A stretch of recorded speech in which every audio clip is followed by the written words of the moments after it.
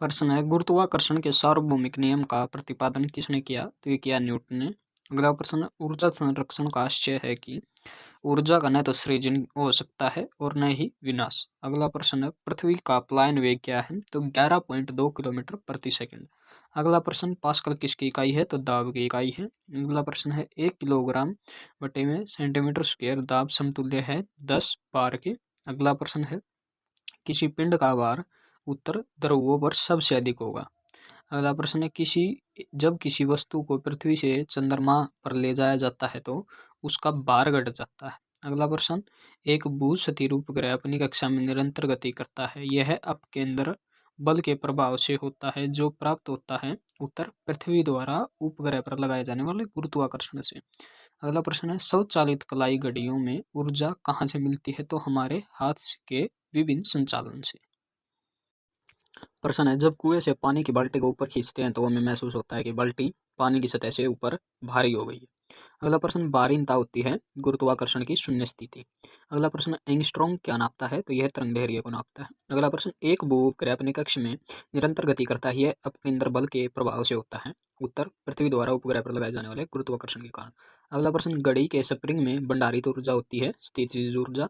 अगला प्रश्न, कक्षा में अंतरिक्ष यान में भारीनता की अनुभूति का कारण है कक्षा के त्वरण बाहरी गुरुत्वाकर्षण के कारण त्वरण के बराबर होता है। अगला प्रश्न, तूफान की भविष्यवाणी की जाती है जब वायुमंडल का दाब सहसा कम हो जाए।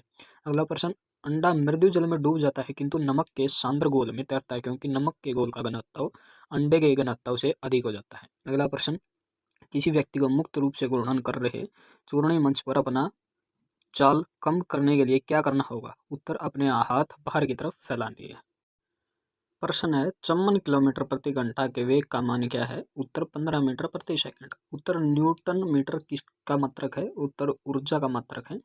प्रश्न, पानी के ऊपर तेल फैल जाता है क्योंकि तेल का पृष्ठ तनाव पानी से कम है। उत्तर, दूध से प्रश्न है, दूध से मक्खन निकालने पर उत्तर, दूध का घनत्व बढ़ जाता है।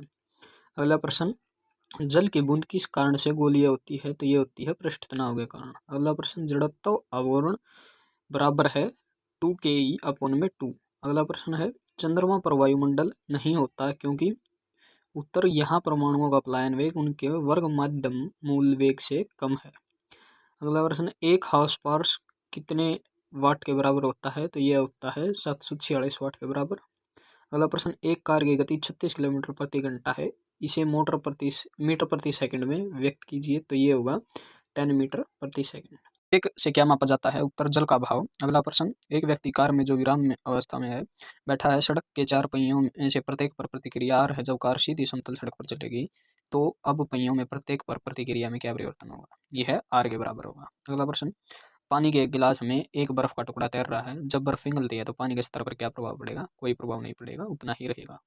अगला प्रश्न है, एक ऊंची इमारत से एक गेंद 9.8 मीटर प्रति सेकंड की समान त्वरण के साथ गिराई जाती है, 3 सेकंड बाद उसका वेग क्या होगा? 29.4 मीटर सेकंड स्क्वायर। अगला प्रश्न है, एक वस्तु का द्रव्यमान 100 किलो है, अगर चंद्रमा पर गुरुत्वीय त्वरण Ge/6 है तो चंद्रमा में वस्तु का द्रव्यमान कितना होगा? तो ये 100 किलोग्राम ही रहेगा, द्रव्यमान चेंज नहीं होगा। पावर शक्ति किसका मात्रक है? पावर का मात्रक है किलोग्राम मीटर सेकंड माइनस की 3। अगला प्रश्न, भारीनता की अवस्था में एक मोमबत्ती की ज्वाला का आकार हो जाएगा। उत्तर वही रहेगा। प्रश्न, एक केस नली में जल की अपेक्षा तरल अधिक ऊंचाई तक चढ़ता है, इसका कारण तरल का पृष्ठ तनाव जल की अपेक्षा अधिक है।